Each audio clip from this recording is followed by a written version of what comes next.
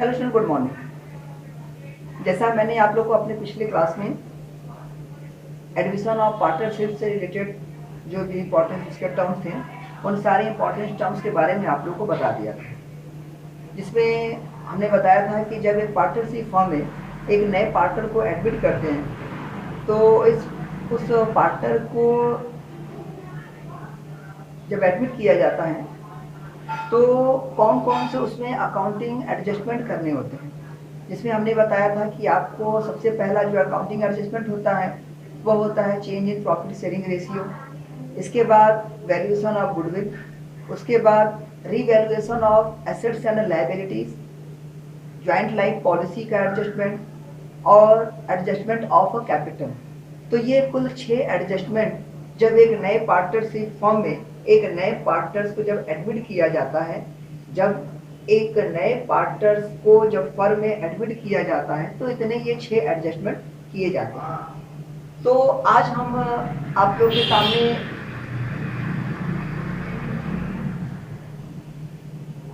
तो बाकी जो 2 एडजस्टमेंट थे उन 2 एडजस्टमेंट पर हमने आप लोगों को पहले इस पर डिस्कस किया हुआ है। अपने पिछले क्लास में हमने आप लोग को change in profit sharing ratio और वैल्यूएशन ऑफ गुडविल से रिलेटेड जो भी सारे इंपॉर्टेंट टर्म्स थे उन सारे इंपॉर्टेंट टर्म्स पे हमने आप लोग को डिस्कशन किया हुआ था और उसमें हमने क्वेश्चंस भी कराए हुए थे और मेरे काफ़ी बच्चों के कमेंट्स भी आए कि सर उनको कोई डाउट नहीं है, सारा चीज़ उनको क्लियर है।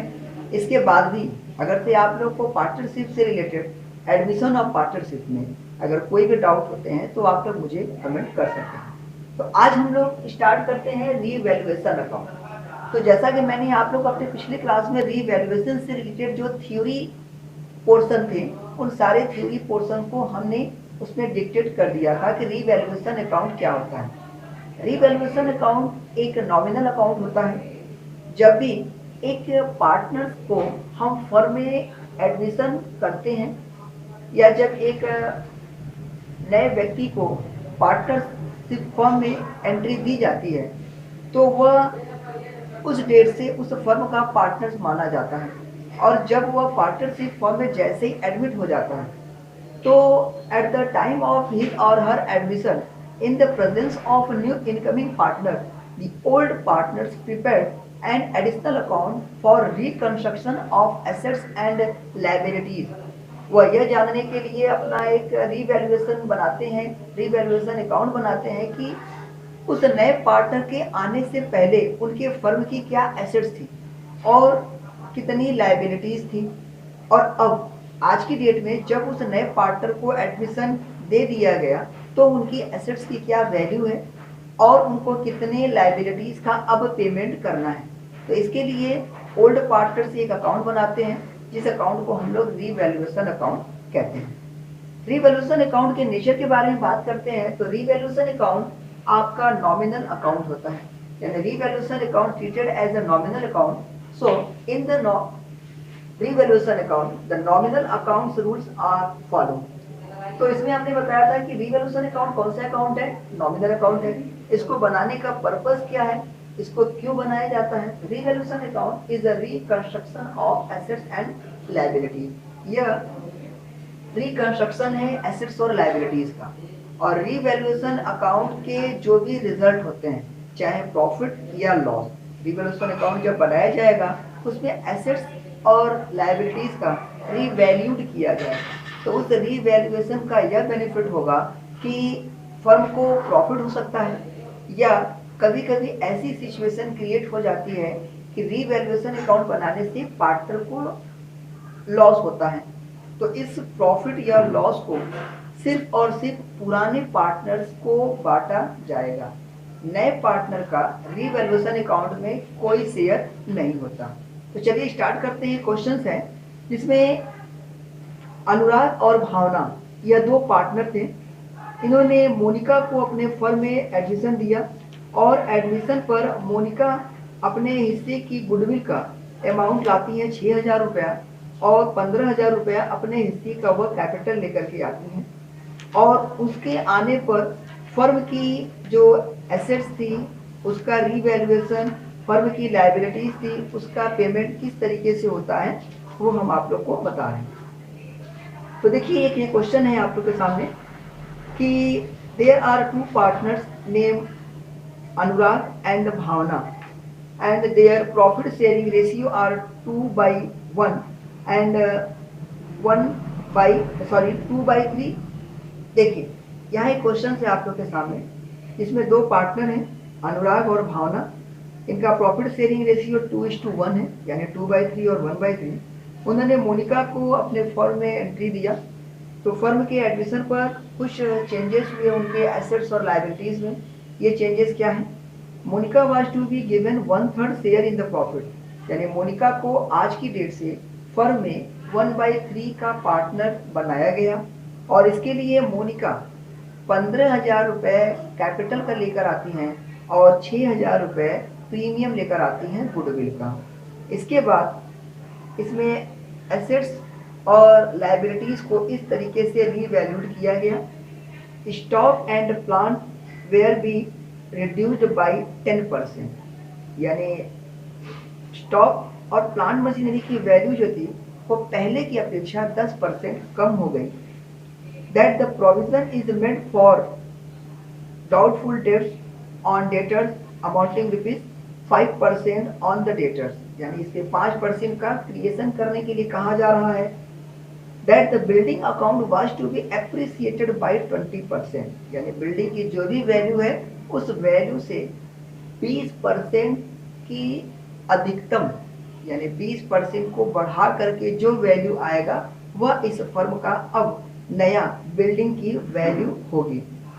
एक इन्वेस्टमेंट था जिसकी वैल्यू थी 1,400 रुपये, उस इन्वेस्टमेंट को फर्म में नहीं दिखाया गया था।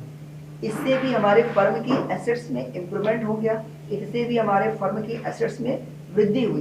तो अब इस एडजस्टमेंट करने से फर्म को क्या बेनिफिट हुआ, फर्म को क्या लॉस हुआ, यानी फर्म को प्रॉफिट हुआ या लॉस हुआ, ये डिस्कस करना है। चलिए सबसे पहले हमारा बनता है इसमें, और एक हमने रिवैल्यूएशन अकाउंट को बनाने से पहले आप लोग एक चीज बताया था कि रिवैल्यूएशन अकाउंट में कुछ ट्रिक्स होते हैं। ये ट्रिक्स क्या है? इसमें डेबिट साइड जो होता है वो decrease in assets increase in liabilities का होता है, जबकि क्रेडिट साइड का पोर्शन जो होता है वो आइडियल का होता है, means increase in assets decrease in liabilities. ये हमने यहाँ पर आप लोग को शॉर्टकट में लिख दिया है ताकि आप लोग को इजीली ये समझ में आ जाए, काफी इजियर हो जाए। तो dial means decrease in assets increase in liability, while ideal stand for increase in assets and decrease in liability। तो रिवैल्यूएशन अकाउंट के दो साइड होते हैं, डेबिट और क्रेडिट। इसके डेबिट साइड में जिस एसेट्स की वैल्यू पहले से कम हो जाती है उसकी कमी हुई वैल्यू कितनी, जो अमाउंट वो रिड्यूस हुई है उस रिड्यूसिंग अमाउंट को लिखा जाता है। किसी लाइबिलिटीज की वैल्यू पहले कुछ थी, आज की डेट में उसकी लाइबिलिटीज बढ़ करके कुछ हो गई, तो वह बढ़ी हुई वैल्यू, बढ़ी हुई लाइबिलिटीज का जो भी अमाउंट होगा उस अमाउंट को यहाँ लिखा जाएगा। इसके साथ ही साथ कोई ऐसी लाइबिलिटीज जो पहले से लिखने से छूट गई थी, किसी भी कारण से उस लाइबिलिटीज का कोई भी अकाउंटिंग ट्रीटमेंट नहीं किया जा सका था, उस छूटी हुई लाइबिलिटीज को भी रिवैल्यूएशन अकाउंट के डेबिट साइड में लिखा जाता है। ठीक है, चलिए आते हैं इसके हम लोग क्रेडिट साइड में। तो क्रेडिट साइड में इसमें जिस एसेट्स की वैल्यू पहले से जितनी भी बढ़ी हुई होती है उस बढ़ी हुई वैल्यू को लिखते हैं, और जिस लाइबिलिटीज की वैल्यू पहले से जितना भी कम हो जाता है, जो डाउन वैल्यू है, उस डाउन वैल्यू को यहाँ लिखते हैं। इसके साथ ही साथ अगर से किसी एसेट्स की वैल्यू पहले कुछ थी और उसको किसी भी रीजन से नए पार्टनर के आने पर रिवैल्यूएशन अकाउंट में उसका कोई प्लेस, कोई रोल नहीं था, तो वह लिखने से छूट गई थी, अब उसका रिकॉर्ड किया जाएगा, अब उसका लेखा किया जाएगा और वह आपका लिखा जाएगा रिवैल्यूएशन अकाउंट के क्रेडिट साइड में। ठीक, चलिए अब इस क्वेश्चंस में रिवैल्यूएशन अकाउंट लगाने से पहले कुछ एक उस पे इम्पोर्टेंस टर्म्स होते हैं वो हम आपको बताते हैं। अगर से किसी एसेट्स के आगे रीवैल्यूड एट लिखा हो, अगर किसी एसेट्स के आगे रीवैल्यूड एट लिखा हो और अगर से बाई लिखा हो, अगर से क्वेश्चंस में एट लिखा है तो पहले की जो वैल्यू थी वह वैल्यू और अब की जो वैल्यू है उन दोनों में कंपेयर करेंगे और after the comparison the amount is arising are recorded on the debit either credit side. चाहे वो डेबिट साइड में अगर से एसेट्स की वैल्यू बढ़ रही है तो क्रेडिट साइड में, और अगर घट रही है तो डेबिट साइड में। ठीक, यानी मान लेते हैं एग्जांपल लेते हैं कि अगर से बिल्डिंग की वैल्यू पहले जो दी थी वो आपकी थी 50,000, अब किसी नए पार्टनर के आने पर बिल्डिंग का जो रीवैल्यूएशन हुआ वह हुआ रीवैल्यू एट 60,000, तो यानी पहले था 50,000, अब इसकी वैल्यू हो गई 60,000, यानी कि इन दोनों का जो डिफरेंस आया वो हुआ आपका 10,000 रुपया। अब 10,000 रुपया हमें ये देखना है कि एसेट्स की वैल्यू घट रही है कि बढ़ रही है। अगर एसेट्स की वैल्यू घट रही है तो डेबिट साइड में, अगर एसेट्स की वैल्यू बढ़ रही है तो क्रेडिट साइड में। ठीक है, चलिए। और अगर से क्वेश्चंस में एप्रिसिएटेड बाई दिया हो या डेप्रिसिएटेड बाई दिया हो तो जो भी बाई का अमाउंट जो भी होगा उस अमाउंट को ही डेबिट और क्रेडिट साइड में लिखेंगे। जैसे ये कहा गया हो कि building is to be depreciated by 2000, अगर अमाउंट दिया है सीधे सीधे तो 2000 से उसकी वैल्यू घट गई तो उसे रीवैल्यूएशन अकाउंट के डेबिट साइड में लिख देंगे। और अगर से कहते हैं कि building is to be appreciated by 5000 तो 5000 से उसकी वैल्यू बढ़ गई तो उस बढ़ी हुई वैल्यू को यहाँ लिखा जाएगा। ठीक है, चलिए। और अगर से परसेंटेज दे दिया है कि डेप्रिसिएटेड या एप्रिसिएटेड बाय 10%, 5%, जो भी परसेंट दिया हो उस परसेंटेज के अकॉर्डिंग उसको लिखा जाएगा। ठीक, चलिए। तो इस क्वेश्चन में हम लगाते हैं, यहाँ देखिए, the value of stock and plant and machinery were to be reduced by, and देखिए यहाँ बाई दिया है और स्टॉक की वैल्यू पहले है आपकी 20,000, कितने से घट रही है 10% से, तो 20,000 का 10% हुआ 2,000 रुपए, घट रही है डायल डिक्रीज इन एसेट्स, कितना लिखा जाएगा टू स्टॉक डेबिट साइड में 2,000 रुपए। ठीक है, समझ में आया। चलिए, प्लांट एंड मशीनरी की वैल्यू घट गई, वो अभी कितने से 10% से, तो पहले प्लांट एंड मशीन की वैल्यू कितनी थी 35,000, 35,000, and the amount of plant and machinery will be reduced by 10% at the time of admission of a new partner named Monika.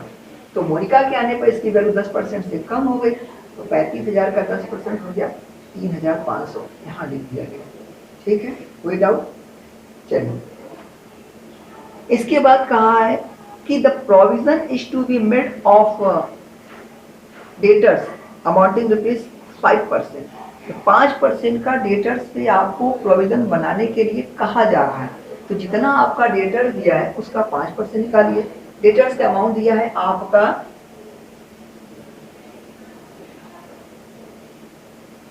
5% और डेटर्स के अमाउंट है आपका 9,700, तो 9,700 से आप बना दीजिए। तो यहाँ पर एक चीज छूट गया, यहाँ लिख दीजिए टू प्रोविजन, तो प्रोविजन आपका हो गया 5%, तो जो कि आपका 5% होगा 485। ठीक है, तो to provision for doubtful debts ये हो गया आपका 485, ये यहाँ पर आपका लिख दिया गया। अब यहाँ पर बिल्डिंग की वैल्यू जो थी वह क्या है, बिल्डिंग के वैल्यू को कहा जा रहा है कि building is to be appreciated by 20%, तो बिल्डिंग की जो भी वैल्यू है वो 20% से बढ़ रही है। तो बिल्डिंग आपका था 50,000 का, 50,000 का 20% हुआ 10,000 रुपए, यहाँ लिख दीजिए। इसमें कहा गया कि एक एसेट थी जिसकी वैल्यू थी 1,400 रुपए, वो इन्वेस्टमेंट था, उसको नहीं दिखाया गया था, किसी भी रीजन से वह छूट गया था। अब आपको पता चल गया, अब उसकी आप एंट्री कर दो, 1,400 रुपये यहाँ लिख दिया गया। ठीक, अब दोनों तरफ का टोटल करेंगे, यहाँ का टोटल करने पर आया 11,400, यहाँ का टोटल करेंगे तो डिफरेंस का जो अमाउंट आएगा वो आएगा 5,415 रुपीज, और ये 5,415 जो रुपीज हुआ यही आपका हुआ profit, and this profit will be distributed to the old partners in their old profit sharing ratio। अब यहाँ पर कैसे प्रॉफिट होगा, कैसे लॉस, ये देखिए।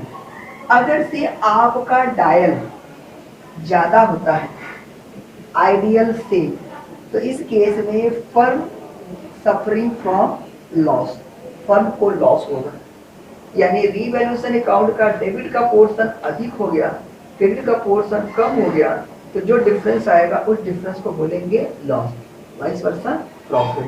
ठीक, मीन्स अगर से आइडियल का पोर्शन ज्यादा हो गया, डायल का पोर्शन कम हो गया, आइडियल का पोर्शन ज्यादा हो गया, तो जो डिफरेंस आएगा वो होगा आपका प्रॉफिट, और इस प्रॉफिट को सिर्फ और सिर्फ पुराने पार्टनर को बांटा जाएगा उनके पुराने प्रॉफिट शेयरिंग रेशियो में। ठीक, तो इसमें बांट दिया गया 2:1 के रेशियो में, जिसमें अनुराग का आया 3,610, जबकि भावना को मिला 1,805। ये इतना आपका पार्टनरशिप फर्म का सबसे पहला एडमिशन पर जो अकाउंटिंग एडजस्टमेंट है वो है रीवैल्यूएशन अकाउंट। इसको नोट कीजिए पहले।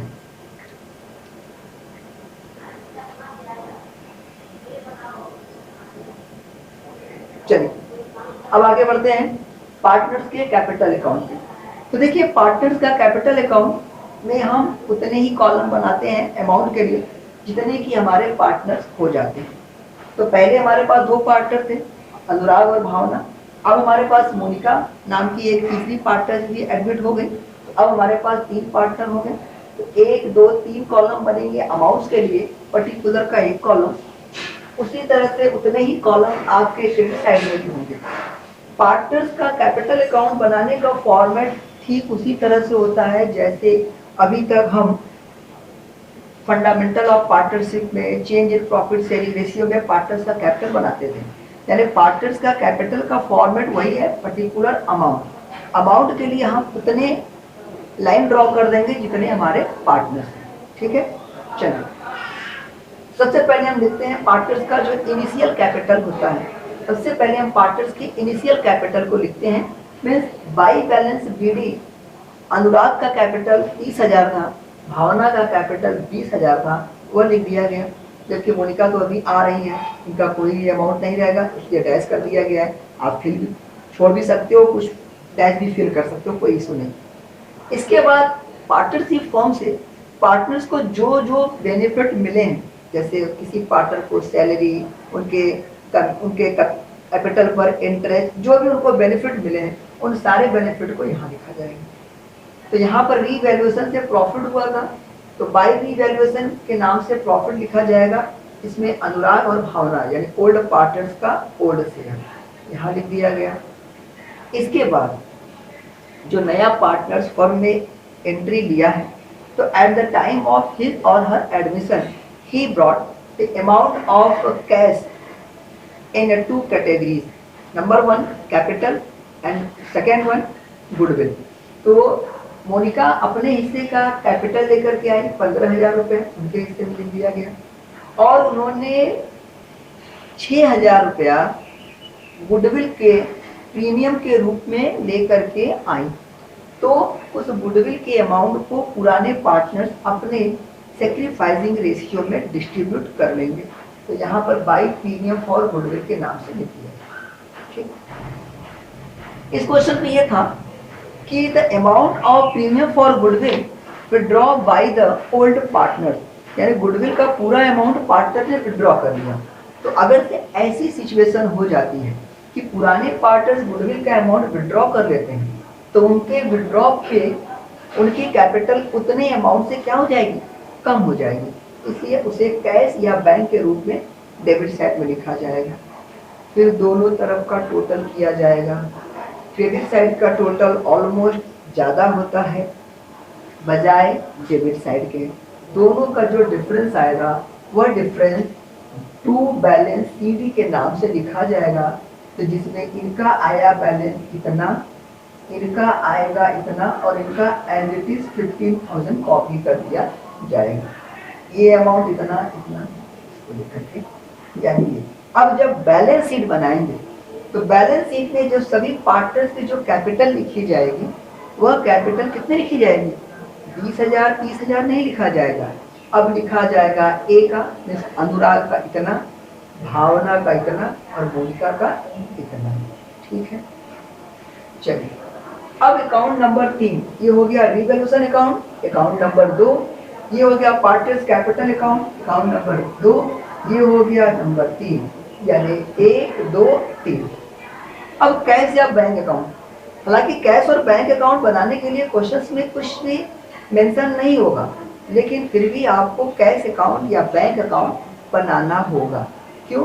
क्योंकि हमारे पास कितना कैश पहले से था और कितना कैश का अमाउंट नया पार्टनर्स लाया और कितना अमाउंट वह प्रीमियम का लेकर के आया, उसका कितना अमाउंट पार्टनर्स ने विड्रॉ कर लिया। यदि ऐसा केस होगा तो for with this purpose you prepared an additional account also named cash और बैंक अकाउंट। आपको कैश या बैंक अकाउंट भी बनाना होगा।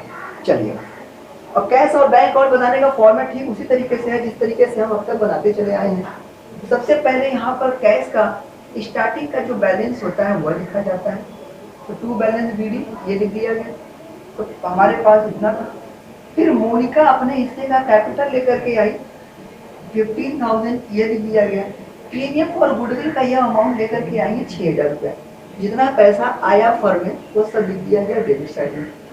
After that the amount withdrawal by the old partners of his share of premium. Partners ने अपने हिस्से का premium जो था गुडविल का उसको निकाल लिया। तो जब पार्टनर से गुडविल का अमाउंट निकाल लिया तो उसको लिखा जाएगा बाई, जिस पार्टनर ने निकाला, अनुराग कैपिटल बाई भावना कैपिटल। फिर इन दोनों तरफ का यहाँ का टोटल और इसका टोटल जो डिफरेंस आया, दैट डिफरेंस इज 16,200। यानी अब आपके पास जो स्टार्टिंग का कैपिटल 1200 था, सॉरी, जो आपके पास स्टार्टिंग का कैश जो आपके हाथ में 1,002, यानी अब जो शुरुआत में आपके पास कैश का बैलेंस 1,200 रुपया था, आज की डेट में मोनिका के आने पर आपका बैलेंस 16,200 रुपीज का हो गया। ठीक है, ये हो गया कैश अकाउंट। अब हम लोग बढ़ते हैं आगे नंबर 4 पे, जो है हमारा पार्टनर्स के फर्म में एक पार्टनर्स के आने पर बैलेंस शीट कैसे बनाया जाए। तो बैलेंस शीट का फॉर्मेट ठीक उसी तरह से है जैसे अभी तक बनाते आए हैं। चलिए बैलेंस शीट बनाते हैं, तब तक से आप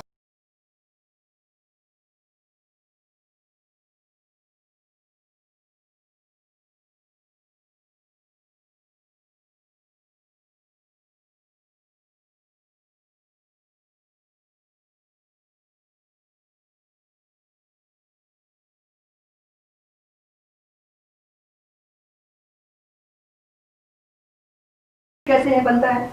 तो सबसे पहले जो हमारा क्रेडिटर्स पहले था वही क्रेडिटर्स अब भी है, क्योंकि देखिए जो हमारा क्रेडिटर्स पहले था वही क्रेडिटर्स हमारा अब भी है। यानी यहाँ पर क्रेडिटर्स का अमाउंट लिखा हुआ है 65,900। इसका मतलब मोनिका के आने पर क्रेडिटर्स के अमाउंट में कोई बदलाव नहीं हुआ।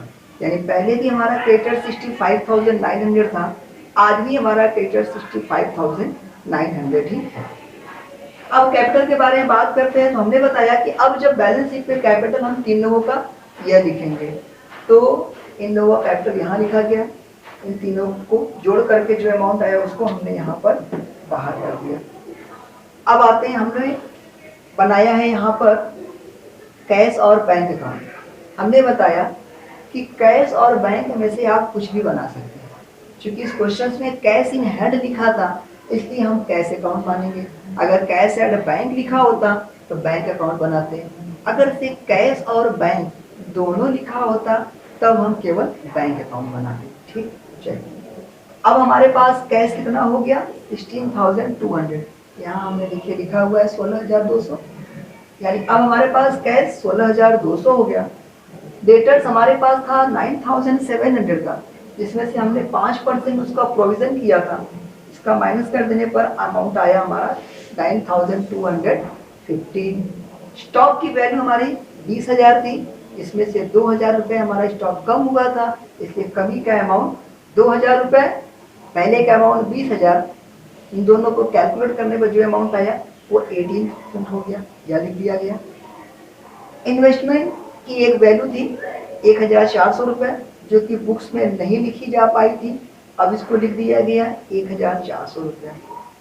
प्लांट एंड मशीनरी की वैल्यू पहले थी 35,000 रुपये, लेकिन वह 10% से कम हो गया था, तो इसलिए उसका अमाउंट 3,500 लेस करके यहाँ पर दिखाया गया है।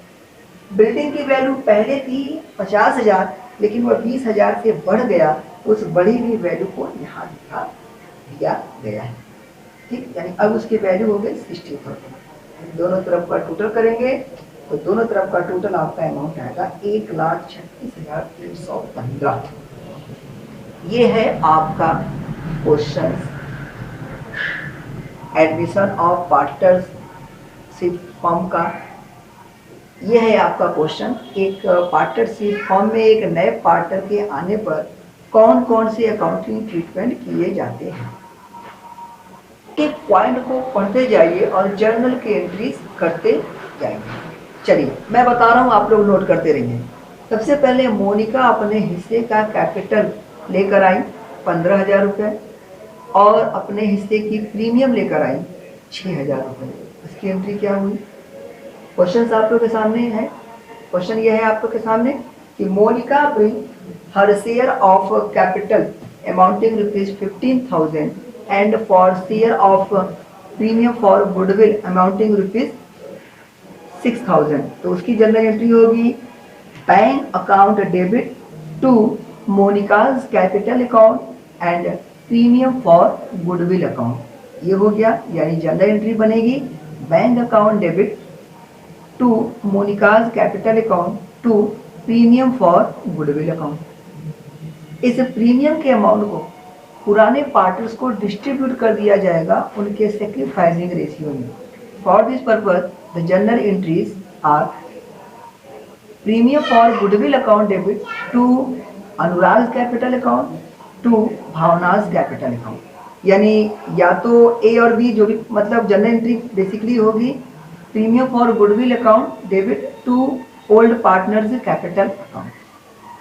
अब इस गुडविल के अमाउंट को यदि पार्टनर्स ने विड्रॉ कर लिया तो उसकी जनरल की एंट्री होगी particular partners capital account debit to bank account.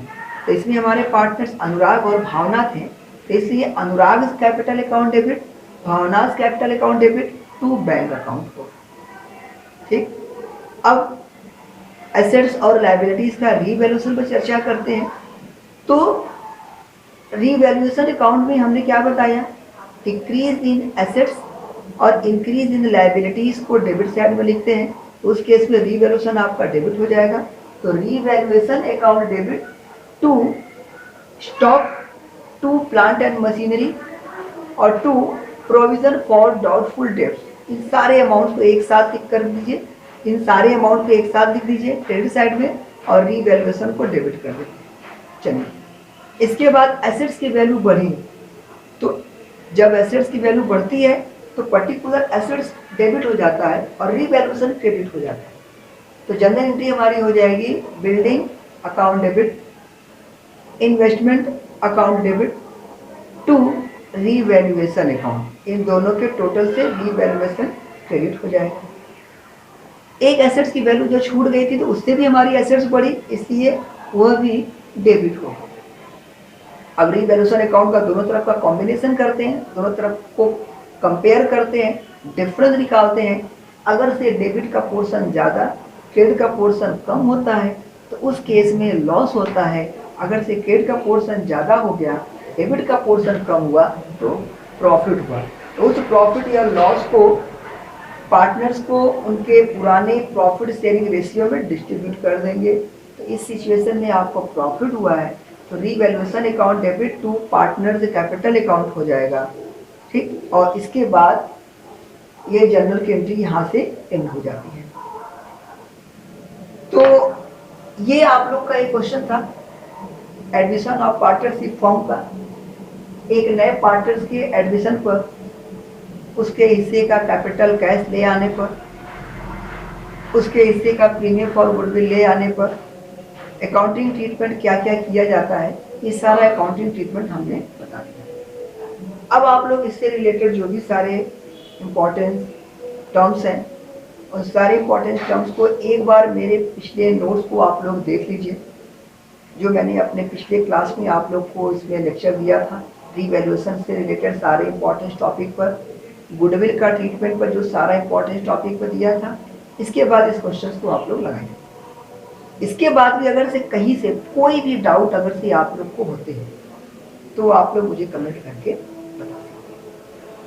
अब एडमिशन ऑफ पार्टनरशिप से रिलेटेड जो एक अगला इंपॉर्टेंट टर्म्स है वो है आपका ज्वाइंट लाइफ पॉलिसी। तो ज्वाइंट लाइफ पॉलिसी के बारे में हम अपने अगले क्लास में डिस्कस करेंगे। तब तक आप इसको नोट कर लीजिए, एक बार इस क्वेश्चन को अपने से सॉल्व कीजिए, फिर इसके बाद भी अगर से कोई प्रॉब्लम होती है तो आप लोग मुझे कमेंट करके बता सकते हैं। Okay, thank you.